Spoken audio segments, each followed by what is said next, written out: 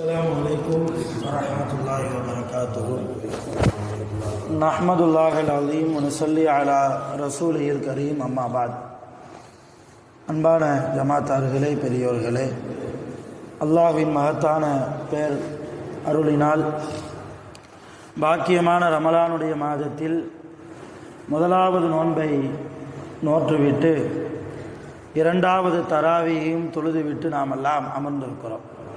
அல்லாஹ்வுடைய கிருபையால் மொத்தம் குர்ஆனிலே 3 ஜுஸுக்களை இன்றைக்கு தராவியோடு நாம் நிறைவு செய்திருக்கிறோம். அல்ஹம்துலில்லாஹ்.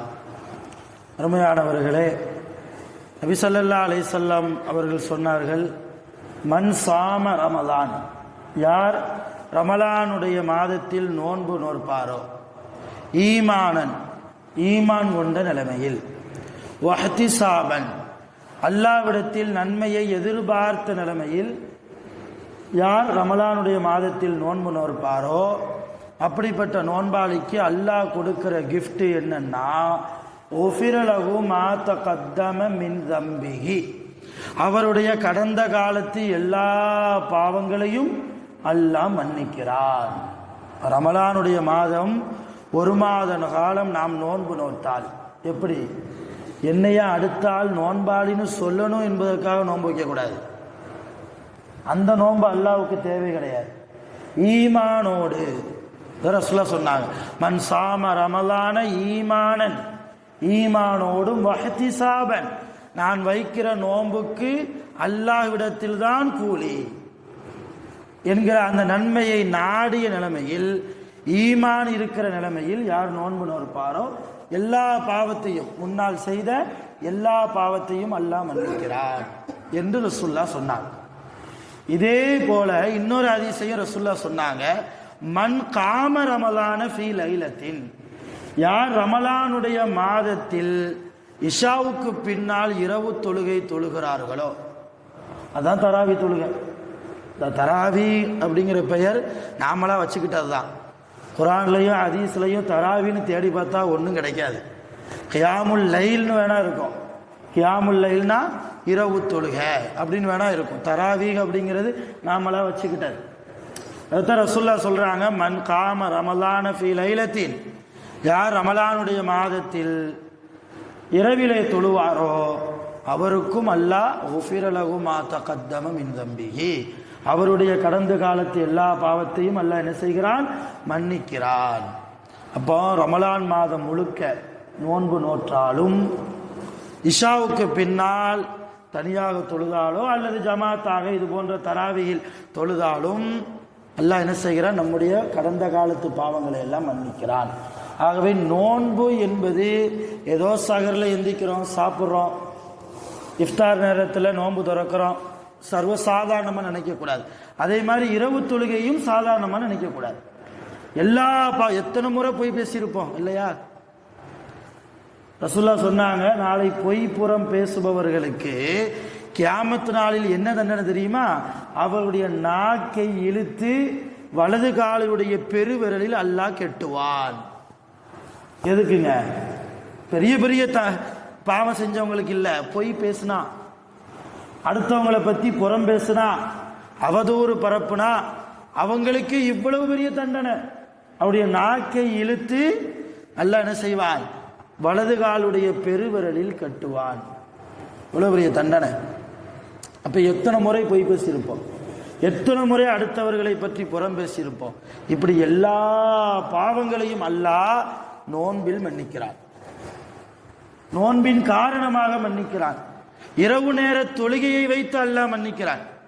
நீங்க இன்னொன்னு கவனிக்கணும், அல்லாஹ் ஒரு ஆளை மன்னிக்கணும்னா அவனுக்கு ஏதாவது காரணம் தேவையா? நீ இப்படி செஞ்சா நான் உனக்கு 1 லட்ச ரூபா தாரேன், நம்ம தான் சொல்லுவோம். இப்ப அல்லாஹ் என்ன சொல்றான், நீ தொழு ரமலான்ல இஷாவுக்கு பின்னால் உன்னை மன்னிக்கிறேங்கிறான். நீ ரமலான்ல முழுமையா ஈமானோடு என்னிடத்துல நன்மையை நாடி நீ என்ன செய், நோன்பு வை. உன் கடந்த காலம் எவ்வளவு பெரிய பாவமா இருந்தாலும் சரி நான் மன்னிக்கிறேன் என்கிறான் அல்லாஹ். இப்ப அல்லாஹ்வுக்கு காரணம் தேவையில்லை. இருந்தாலும் எதற்காக அல்லாஹ் ஒரு காரணத்தை வைக்கிறான் என்றால், நமக்கு நம்மை அமலின் பக்கம் அல்லாஹ் இழுக்கிறான். இப்படியாவது தொழுப்பா, இப்படியாவது நோன்பு வையப்பா, அல்லாஹ் மட்டும் இந்த மாதிரி சொல்லலை அப்படின்னா, ரசூல்லா இந்த மாதிரி சொல்லலைன்னா, நான் அல்லாஹ் சொல்லாமல் ரசூல்லா சொல்ல மாட்டாங்க இல்லையா? ரசூல்லா சொல்றது எல்லாமே இறை செய்தி தான், வஹீ தான். இன்னும் இல்லா வஹீ யூஹா, அல்லாஹ் குர்ஆன்ல தெளிவாக சொன்னான். ரசூல்லா பேசுறது எல்லாமே வமா யன்திகு அனில் ஹவா, அவங்களுடைய மனோ இச்சையின் பிரகாரம் அவங்க ஒருபோதும் பேசுவதில்லை. அப்படிப்பட்ட ரசூல்லா தான் சொல்றாங்க, நோன்பு வைத்தால், இஷாவுக்கு பின்னால் தொழுதால் என்ன நடக்கும்? எல்லா பாவத்தையும் அல்லாஹ் மன்னிக்கிறோம். ஆக எக்காரணத்தை கொண்டும் ரமலானுடைய ஒவ்வொரு நோன்பையும் சர்வ சாதாரணமாக நாம் நினைத்து விட்டுவிடக்கூடாது. அதே நேரத்தில் இரவு நேர தொழுகை, அல்லாஹ் ஊரெல்லாம் உறங்குகிற போது அடியார்கள் எழுந்து தொழுவதை அல்லாஹ் நேசிக்கிறான். எல்லாரும் தூங்குறாங்க, பாத்தியா இந்த என்னுடைய அடியானை தூக்கத்தை தொலைத்து என்னுடைய நினைப்பால் என்னை வணங்கி கொண்டிருக்கிறான் என்று மலக்குகளிடத்தில் அல்லாஹ் பெருமையாக பேசுகிறான் என நபி ஸல்லல்லாஹு அலைஹி வஸல்லம் அவர்கள் கூறுகிறார்கள். இப்ப அல்லாஹ்விடத்தில் நாம பெருமையா பேசப்படணும். அடியார்களுக்கு மத்தியில் இன்னைக்கு நாம பெருமையா பேசப்படணும் என்று நினைக்கிறோம். இதெல்லாம் ஒரு 5 பைசாக்கும் பிரயோஜனம் கிடையாது. இன்னைக்கு எந்த நாவு நம்மளை புகழுமோ அதே நாவு நாளை நம்மை இகழவும் செய்யும். மனிதர்களுடைய நாவு அப்படியும் பேசும் இப்படியும் பேசும். ஆனால் அல்லாஹ்வுடைய நாவு சத்தியத்தை மட்டும்தான் பேசும், உண்மையை மட்டும்தான் பேசும். ஆக அல்லாஹ் நம்மிடத்தில் நம்மை பற்றி மலக்கிடத்தில் பெருமை பாராட்டக்கூடிய இடத்திற்கு நாம் போகணும். அதற்கு மிக முக்கியமான வரப்பிரசாதம் தான் இந்த ரமலான். சாதாரணம் கிடையாது. ஒவ்வொரு காரியத்திற்கும் அல்லாஹ் நன்மைகளை வாரி வாரி கொடுக்கிறார், வாரி வாரி வழங்குகிறார். அடியார்கிட்ட போய் ஏதாவது பணம் தேவை, இல்லை ஏதாவது ஒரு உதவி தேவைன்னா அவர் எண்ணி எண்ணி கொடுப்பாரு இல்லையா? ஆனால் அல்லாஹ் அவனிடத்தில் நாம் கையேந்தி விட்டால் எண்ணாமலேயே கொடுப்பான். அவன் எண்ணுவதில்லை, கணக்கு பார்ப்பதில்லை. என் அடியான் என்னிடத்தில் கேட்டு விட்டானா, அவன் என்னை நம்பி வந்து விட்டானா, அதனால் அவனுக்கு நான் கொடுக்கிறதையெல்லாம் கொடுப்பேன் என்று சொல்லி மலக்குகளிடத்தில் அந்த மனிதர்களை ஒப்படைக்கிறான். இந்த மனிதனுடைய எல்லா வாழ்வாதாரத்தையும் மலக்குகளை நீங்கள் பார்த்து கொள்ளுங்கள் என்று ஒப்படைக்கிறான். ஆக நிறைய அமல் செய்ய வேண்டிய புனிதமான பாக்கியமான நேரம்தான், காலம்தான் நாம் இருக்கிற இந்த ரமலான். இந்த ரமலானில் அதிகமாக ஒவ்வொரு வினாடியும் பாக்கியம், ஒவ்வொரு நேரமும் பாக்கியம், ஒவ்வொரு நொடியும் பாக்கியம். தவற விட்டுவிடவே கூடாது. மற்ற காலங்களில் பொய் பேசியிருக்கலாம், மற்ற காலங்களில் புறம் பேசியிருக்கலாம், மற்ற காலங்களில் அமல் அல்லாத சில வேலைகளில் ஈடுபட்டு இருக்கலாம். ரமலான் மாதம் முழுக்க முழுக்க அல்லாஹ்வுக்காக என்று நாம் இறங்க வேண்டும். இவ்வளவு வலியுறுத்தி நாம் சொல்கிறேன் என்றால், இன்னும் பல பேரிடத்தில் ரமலானை பற்றி உண்டான விழிப்புணர்வு இல்லை. ரமலான்னு சொல்றமே, அந்த ரமலானுங்கிற வார்த்தைக்கு என்ன அர்த்தம் தெரியுமா? எரிக்கக்கூடியதுன்னு அர்த்தம். எரிக்கக்கூடியது, கரிக்கக்கூடியது. என்னத்தை எரிக்கும்? ரமலான் பாவத்தை எரிக்கும், அடியாருடைய பாவத்தை கரிக்கும். பேரே அல்லாஹ் மிக பொருத்தமாகத்தான் இந்த நோன்பு மாதத்திற்கு ரமலான் என்று பெயர் வைத்திருக்கிறார்.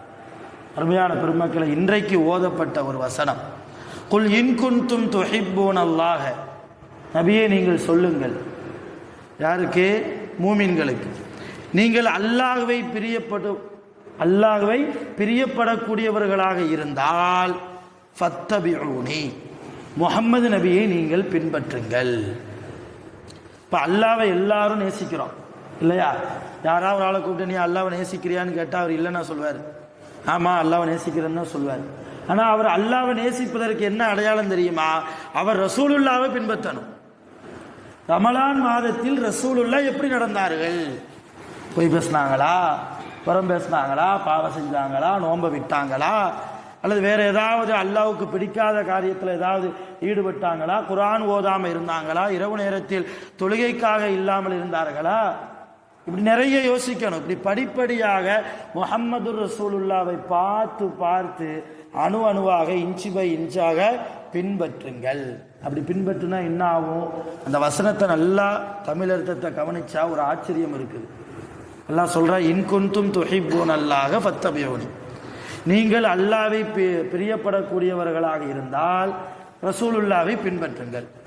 அப்படி ரசூலுல்லாவை பின்பற்றினால் நீங்கள் அல்லாஹ்வை பிரியப்படக்கூடியவர்களாக மாறிவிடுவீர்கள். அப்படித்தானே வரணும், அப்படித்தானே வரணும், யதார்த்தம் அதுதானே. ஆனா அல்லாஹ் என்ன சொல்றான் தெரியுமா? குல் இன் குன்தும் துஹிப்பூனல்லாஹ ஃபத்தபிஊனி, நீங்கள் அல்லாஹ்வை நேசிக்கக்கூடியவர்களாக இருந்தால் முஹம்மது நபியை பின்பற்றுங்கள். அப்படி முஹம்மது நபியை பின்பற்றினால் யுஹ்பிபுக்குமுல்லாஹ், அல்லாஹ்வே உங்களை நேசிப்பான். நாம அல்லாஹ்வை நேசிக்கிறதுக்கும் அல்லாஹ் நம்மளை நேசிக்கிறதுக்கும் நிறைய வித்தியாசம் உண்டு, நிறைய வித்தியாசம். ஆனா ஒரு யதார்த்தத்தையே நடைமுறை வார்த்தையே அல்லாஹ் மாத்தி பயன்படுத்துகிறார் அந்த ஆயத்துல. நான் அல்லாஹ்வை ரசூலுல்லாவை பின்பற்றினா அல்லாஹ்வை நீ பிரியப்படக்கூடியவனா ஆயிருவேன்னு சொல்லணும் அந்த இடத்துல. நான் அல்லாஹ் என்ன சொல்றான்? ரசூலுல்லாவை பின்பற்றினால் உங்களை அல்லாஹ் நேசிப்பான். நம்மளை அல்லாஹ் நேசிச்சுட்டா சுப்ஹானல்லாஹ், வேற என்ன வேணும்?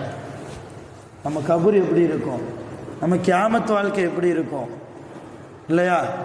இப்ப அல்லாஹ்வுடைய நேசம் கிடைப்பதற்கு முஹம்மது ரசூலுல்லாஹ் ரொம்ப அவசியம். நான் எப்படி தொழணும் என்பதை ரசூலுல்லாஹ்ட்ட தான் நான் பார்க்க முடியும். நான் எப்படி கலிமா சொல்லணும் ரசூலுல்லாஹ்ட்ட தான் பார்க்க முடியும். என் மனைவியோடு நான் எப்படி நடக்கணும் ரசூலுல்லாஹ்ட்ட தான் பார்க்க முடியும். என் பெற்றோர்களோடு, என் உறவுக்காரர்களோடு, அந்நியவர்களோடு, அறிமுகம் இருக்கவர்களோடு, அறிமுகம் தெரியாதவர்களோடு எப்படியெல்லாம் பழகணும், எல்லா விஷயத்திற்கும் அழகான ரோல் மாடல் முஹம்மது ரசூலுல்லாஹி ஸல்லல்லாஹு அலைஹி வஸல்லம். அப்படிப்பட்ட நபி ஸல்லல்லாஹு அலைஹி வஸல்லம் அவர்களை இந்த ரமலானில் என்னென்ன ரசூலுல்லாஹ் அமல் செஞ்சாங்க என்பதை பயான் மூலமாக கேள்விப்பட்டிருந்தால் நாம அமல் செய்வதற்கு வரணும். அப்படி இல்லையா உலமாக்கள்கிட்ட கேட்டு தெரியணும். பயான்ல ஏதாவது கேட்போம் இல்லையா, ஏதாவது புத்தகத்தில் படிக்கிறதுக்கு வாய்ப்பு கிடைக்கும், ஹதீஸ் நூல்களில் தமிழ் தர்ஜுமாக்களில் படிக்கிறதுக்கு ஏதாவது ஒரு வாய்ப்பு கிடைக்கும். அப்படி வாய்ப்பு கிடைக்கிற போது என்னுடைய நபி ஸல்லல்லாஹு அலைஹி வஸல்லம் இந்த ரமலானில் இப்படி நடந்தார்கள். ஒரே ஒரு விஷயத்தை மட்டும் சொல்லி முடிக்கிறேன்.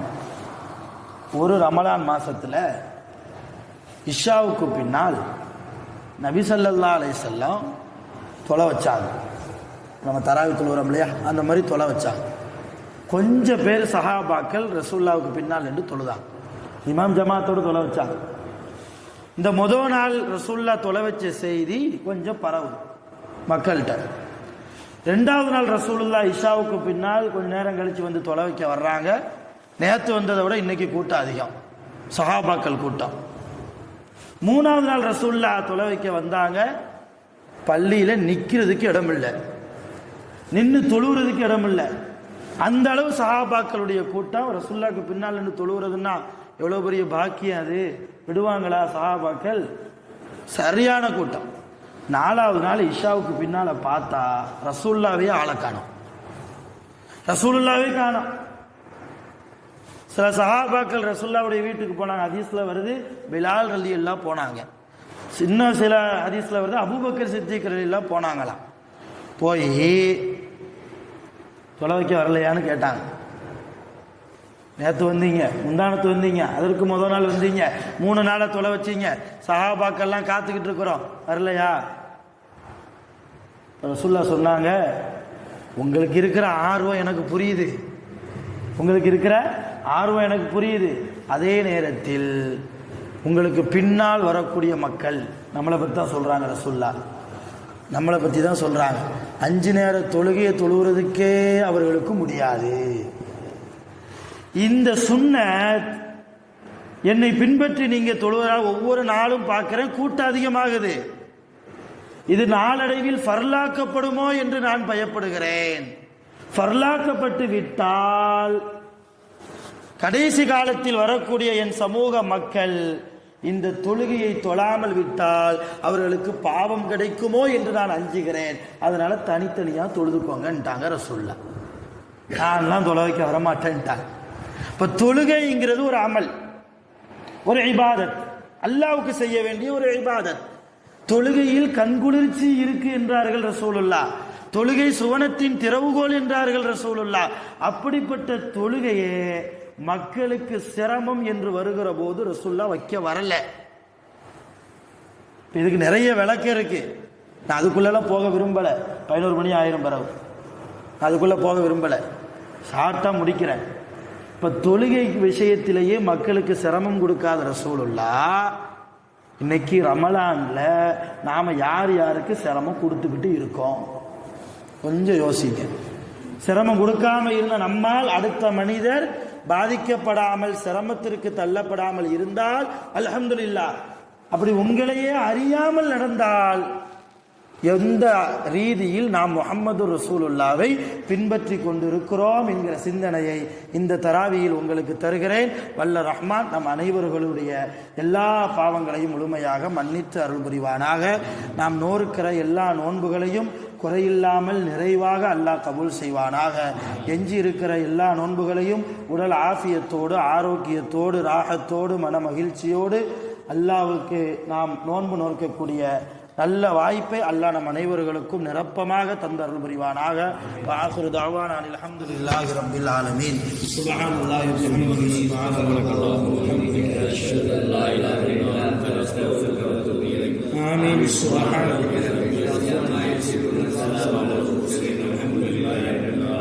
ஸல்லல்லாஹு அலா முஹம்மது ஸல்லல்லாஹு அலைஹி வஸல்லம் ஸல்லல்லாஹு அலா முஹம்மது ஸல்லல்லாஹு அலைஹி வஸல்லம் ஸல்லல்லாஹு